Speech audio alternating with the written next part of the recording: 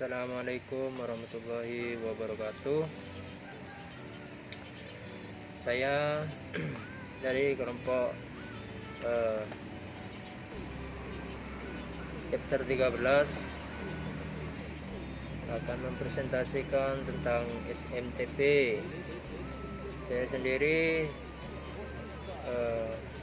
Susianto dan rekan saya Muhammad Iqbal akan menyampaikan tentang SMTP. Slide pertama yang akan disampaikan oleh Muhammad Iqbal.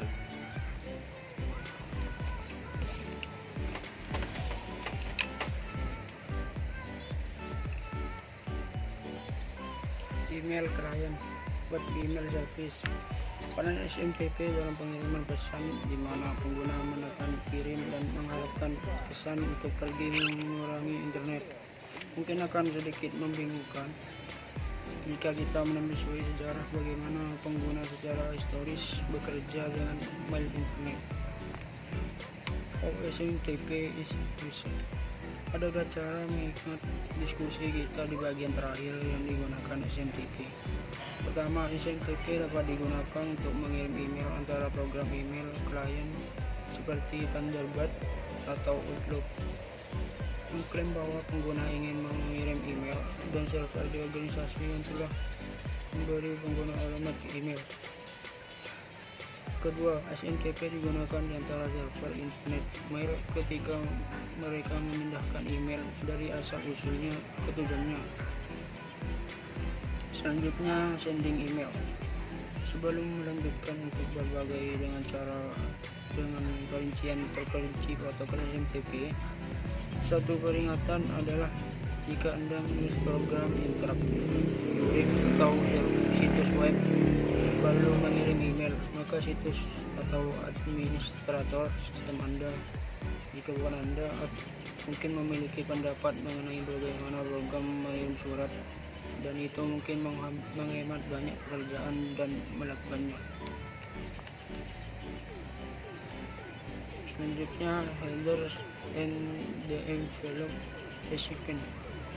Konsep kunci yang terlibat dalam SMTP yang secara konsisten membingungkan para pemula adalah bahwa alamat-alamat yang sudah Anda kenal, karbon copy dan BBC atau buta karbon,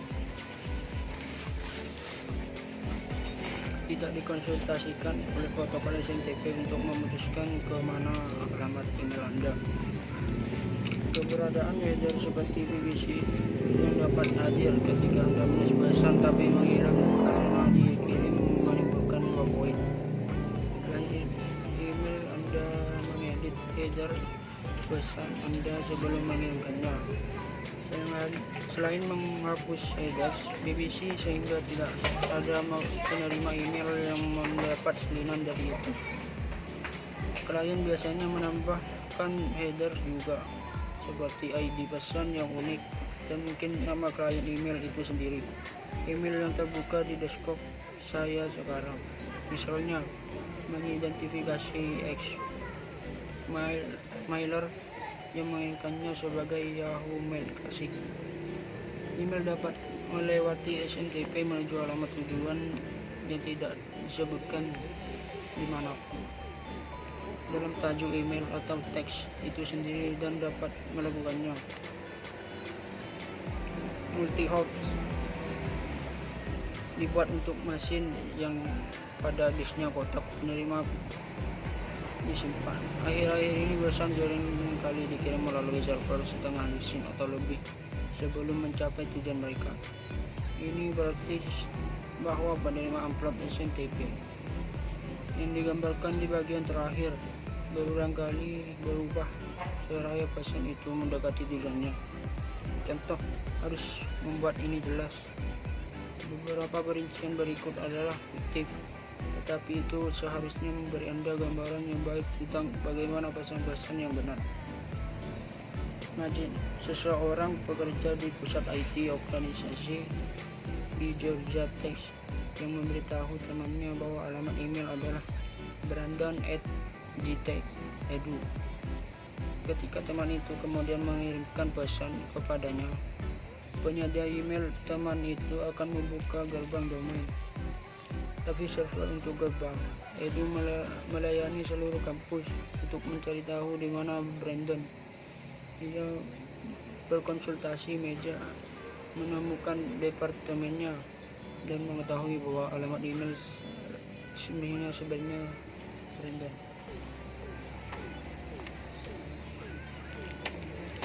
Introducing the SMTP Library. Implementasi SMTP yang dirancang Python di modul pustaka standar SMTP LIB yang membuatnya mudah untuk melakukan tugas sederhana dengan SMTP. Dalam contoh yang mengikuti program ini dirancang untuk mengambil beberapa argumen garis perintah, nama server SMTP, alamat pengirim, dan satu alamat berlima atau lebih. Error handling dan conversation debug. Ada beberapa pengecualian yang muncul ketika program dengan set glitch sebagai berikut. 1. Socket error for error looking up address information. 2. Sub error for general I/O and communication problem. Socks error for other addressing error. SMTP LIB .smtp exception or subclass of it for SMTP conversation problem. Getting information from hello. Dalam versi asli SMTP, seorang klien akan mengirim perintah hello sebagai salam awal ke server. Serangkaian perluasan ke SMTP yang disebut ESMTP. ESMTP telah dikembang untuk memungkinkan percakapan yang lebih kuat. ESMTP sadar klien akan mulai percakapan dengan hello dan sinyal sebuah SMTP. Beberapa server tidak mendukung ESMTP. Pada server tersebut, hello hanya akan kembali kesalahan. Dalam hal ini, Anda harus mengirim perintah hello sebagai gantinya. Selanjutnya, teman saya akan melanjutkan presentasi.